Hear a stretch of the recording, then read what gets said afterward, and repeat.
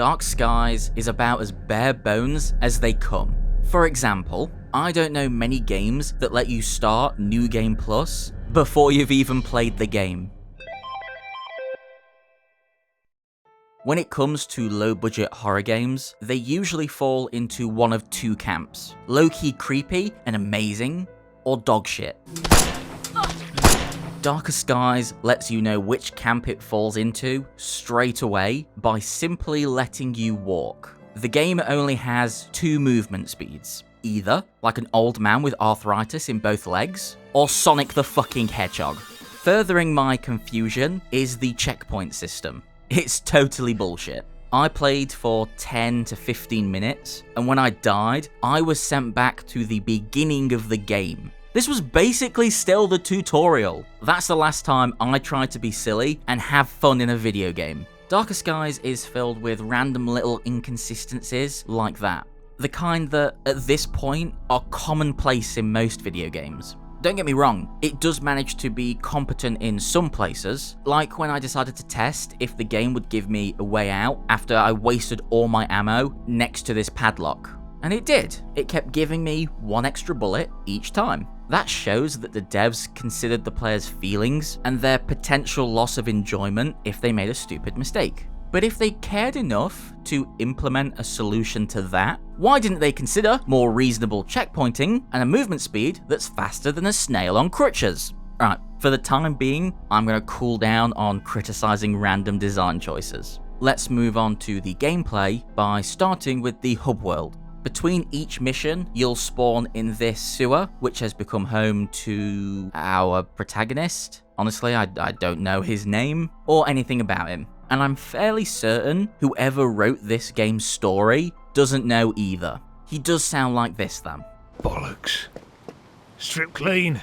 Oh well. The only reason I'm interested in how the hub world location is presented is because there's no presentation involved here whatsoever. Each level entrance is marked by a street sign with a random name. Go through the entrance, complete a level, then head back and choose another.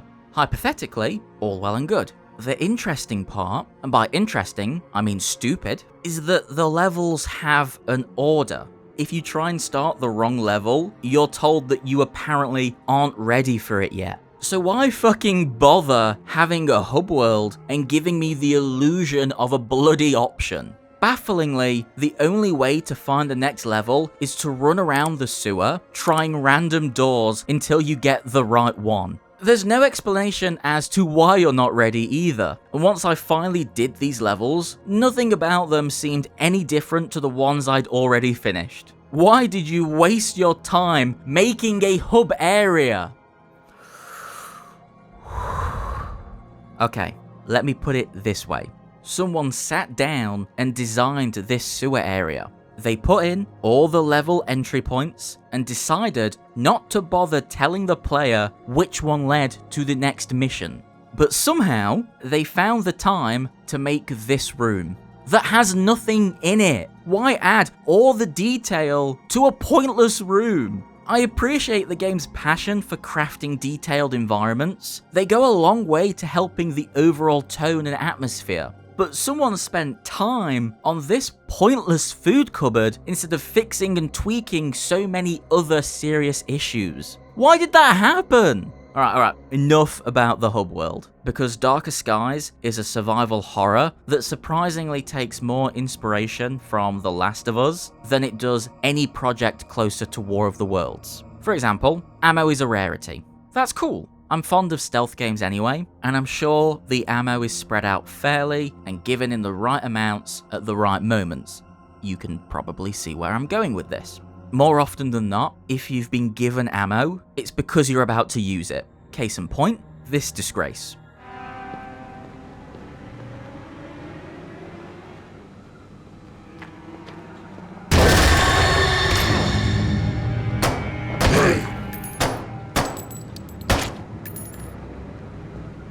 You may have also noticed in that clip that the enemy jump scare was basically an unavoidable attack. And if there's any game I'd like to avoid being attacked in, it's this one. Not because it's scary or that I'm really invested in the world, it's because being attacked looks like this. Fucking hell, this game is ugly. The combat and enemies leave a lot to be desired. Even the iconic tripod, probably most people's only reason for purchasing this game, only turns up for a short boss fight close to the end of the game. A boss fight that includes running around, hiding behind rocks, and holding down the button to fire a mortar, several times.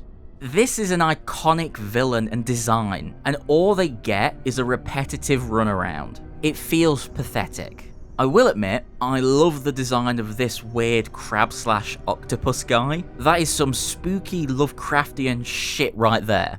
It's all too little, too late though. They don't even change up the gameplay. It's still just wait until they move and slowly crawl past them. Like I said at the top of this video, Darker Skies is a fairly mixed bag compared to most other horrors. While the gameplay is often stiff and clunky, the detailed environments and competent, if generic, sense of tension is enough to distract the player. Well, when you can see them that is, which is typically only about 5% of the time. Because of course, like most horror games of this type, there's a flashlight that only has about 60 seconds worth of battery life. Just like in real life. Making matters worse is the fact that this game is pitch black. This may be the closest representation of being blind a video game has ever conceived. Making matters even worse, the enemies are alerted when you have the flashlight on, so you can't see the enemies, and the only way to see the enemies is to let them see you. And considering the combat and movement mechanics, getting seen, for all intents and purposes, means getting killed. And that means going all the way back to a previous unreasonable checkpoint. And making matters even worse, despite being so heavily inspired by The Last of Us, the focus vision that traditionally is used to see enemies through walls and remove contrast, making the environment easier to traverse, actually makes the image darker. Just get rid of the fucking skies part and call this game darker.